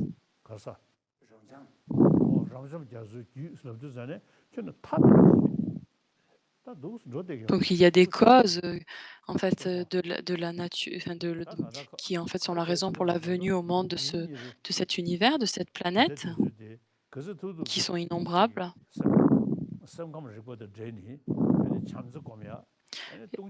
Et ce qu'il faut faire, en fait, ce qui nous reste à faire, c'est juste se familiariser avec la compréhension de notre psychologie, de notre état d'esprit, de notre fonctionnement, et de pouvoir méditer sur l'amour et la bienveillance. Et essayer d'être le plus bénéfique envers les autres, que ce soit l'esprit de Bodhicitta.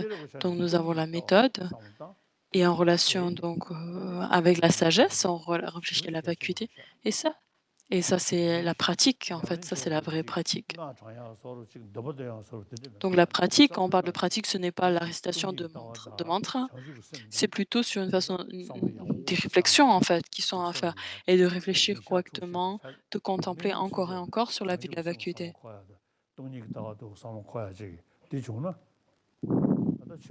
Et si on peut en fait développer une compréhension de la bodhicitta et de la vacuité, ça c'est vraiment excellent. Et donc de vie en vie, c'est quelque chose qui pourrait être très utile. Et donc on ne parle pas juste de pouvoir être juste son propre bonheur, en fait, c'est vraiment quelque chose qui peut être utile pour tous les êtres autour de nous. 接下这个问题，一切众生的众苦、逼迫的根源，皆来自于业跟烦恼。烦恼又来自于无始无因，故对于进食的好坏，一生强大的贪嗔。此时该如何串习跟修学？性与寂静当中呢，皆是无有之性。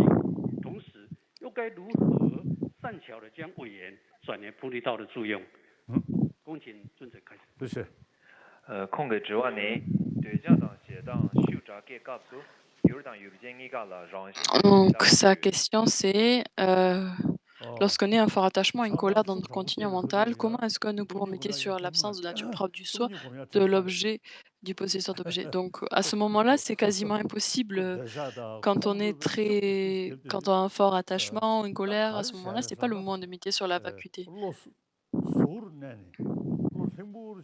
Donc en fait, ce qui est arrivé, c'est que notre esprit est devenu très est tombé sous l'emprise d'un côté, a pris un côté.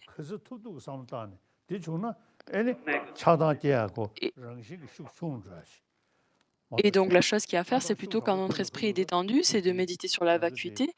Et à ce moment-là, en fait, ça va pouvoir réduire en fait les périodes dans lesquelles nous sommes sous l'emprise d'un fort attachement ou de la colère.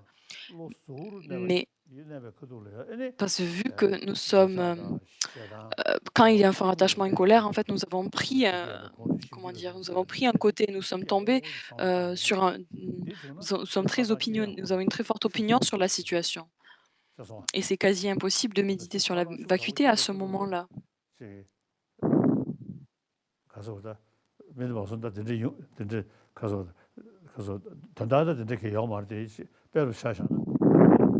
Par exemple,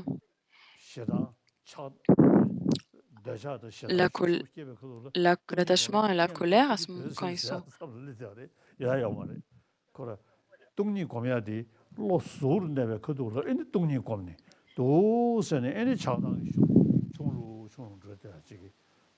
Donc c'est plutôt utile en fait de méditer sur la vacuité quand notre esprit est tranquille et de comprendre l'absence d'existence propre de l'objet du possesseur d'objet.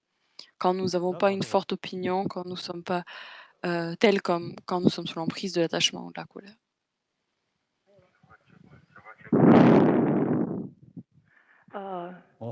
叶尊者，说什么？哦，我想请问尊者一个问题，广论在念死这个科判里头，宗大师说了广论就念死，初中后都重要弟子们对于这个科判，应该要尝试说修习。那么我对于所谓的后重要，这里头所谓的后，到底是什么意？是指什么阶段？那么后重要到底应该怎么解释？麻烦尊者可以替我解惑一下。空给指望这结党一千别讲究南林千莫囊呢，希望没大把公的拖沓把松嘎给据说还没在几千波银这送的个嘞。Donc, question en relation avec l'impermanence.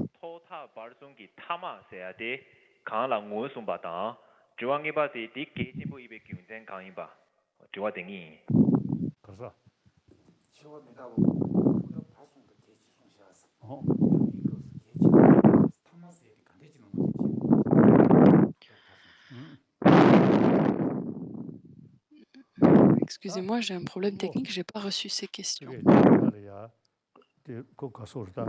Afin de pouvoir entraîner l'esprit, donc nous avons ces différents raisonnements.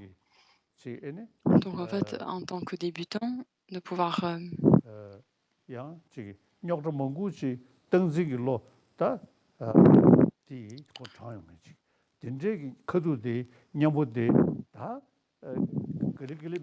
en fait s'en remettre à l'antidote, à la saisie du soi. En fait, l'impermanence nous aide à cette réduire. La saisie en fait, la saisie du soi peut être réduite, en fait, peut être usée par la méditation sur l'impermanence.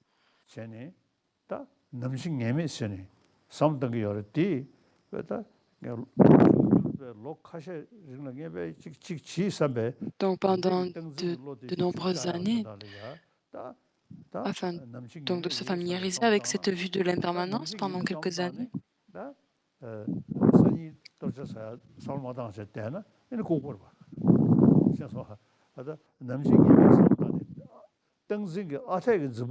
Donc réfléchir à l'incertitude de notre mort, si on renonce à manger et en se disant qu'on va déjà mourir, ça ce n'est pas très intelligent. Donc, par contre, à l'inverse, la méditation de la vacuité doit nous aider afin de ne pas être en fait affecté par l'affection pour nos proches et l'aversion pour nos ennemis, mais il faut qu'on réfléchisse. Donc, en fait, sur la saisie de la permanence, dans notre vie, en fait, on s'engage dans différentes activités qui sont inutiles, qui n'ont pas de sens. Mais vous ne pensez pas que vous allez mourir ce soir.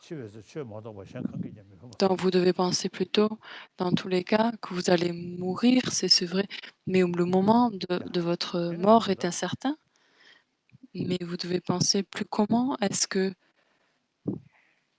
à quel point, en fait, rien ne peut vraiment nous aider au moment de la mort. We have no more questions for today. Thank you again. Merci, Votre Sainteté. C'est la fin de nos questions pour aujourd'hui.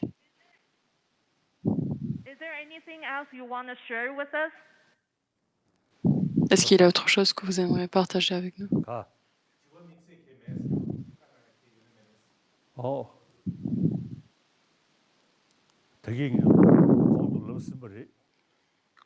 Donc c'est comme je vous ai déjà dit, dans le monde, donc à cause de l'attachement, la colère, à cause de ces deux émotions négatives-là, tous les problèmes viennent de là, en fait, de notre monde actuel, n'est-ce pas? Donc depuis le tout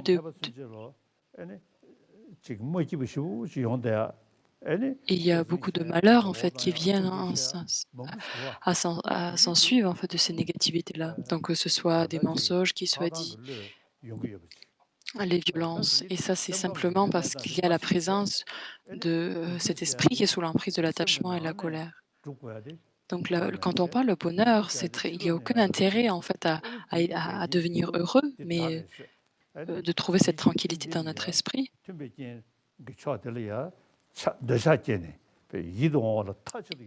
Et vraiment croire que le bonheur, c'est quelque chose qui peut être trouvé dans les objets extérieurs. Et quand on rencontre un bel objet, on s'attache à celui-ci.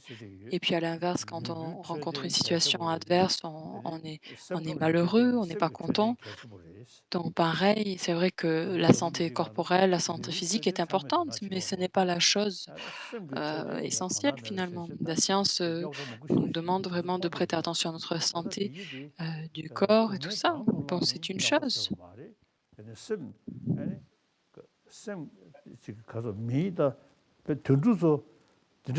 Donc par exemple, on a les animaux. Les animaux, peut-être, ils causent beaucoup moins de problèmes que nous. Donc les humains, je pense, ils causent beaucoup plus de problèmes. Parce qu'on a ce cerveau, en fait, avec cette capacité de développer, de faire des stratégies, des plans, et faire ceci, organiser cela. Et en fait, qui est principalement sous l'emprise d'un état d'esprit qui est sous le contrôle de l'attachement et de la colère. Et donc, c'est pour ça que la méditation sur l'impermanence, sur l'absence du soi, toutes ces choses-là deviennent très, très importantes. Et de ne pas croire, en fait, que l'objet, même s'il est très attrayant, en fait, que ce n'est pas de son propre côté. Et la chose qui est très importante aussi, c'est en fait ces émotions perturbatrices qui sont internes, qui sont plus ou moins subtiles, de pouvoir en fait s'appliquer à étudier l'antidote et à le mettre en pratique.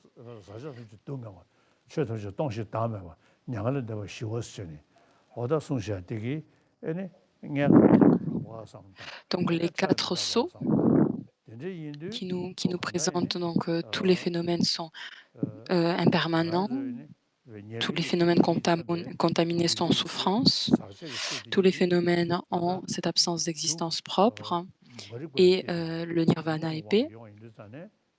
Et donc comprendre que la souffrance vient sous en fait, nos expériences vient et est liée de façon très proche à ces émotions perturbatrices. Et c'est pour ça qu'on parle que ces phénomènes contaminés sont souffrance. Et donc comprendre donc le troisième saut, donc c'est le non-soi, que ce soit associé au non-soi de la personne ou au non-soi du phénomène. Ensuite,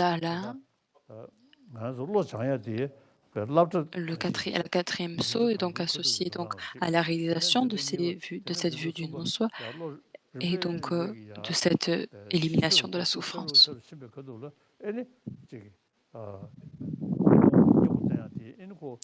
Et donc grâce en fait en se familiarisant avec cette vue du non-soi, on arrive à éliminer ces différentes émotions perturbatrices qui sont d'abord on élimine les grossières et on avance de plus en plus et puis les plus subtiles seront ensuite éliminés.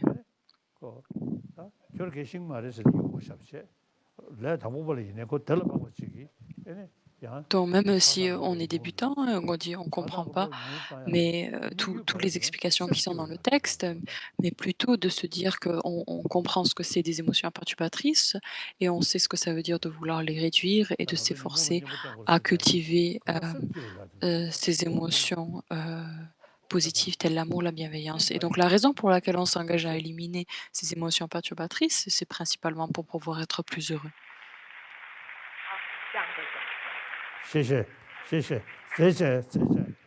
Merci. 全场大众请起立，恭送法王。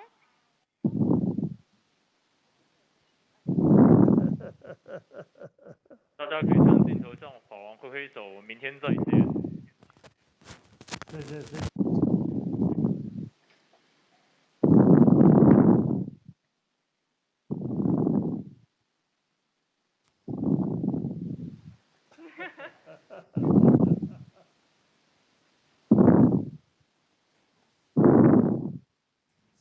谢谢。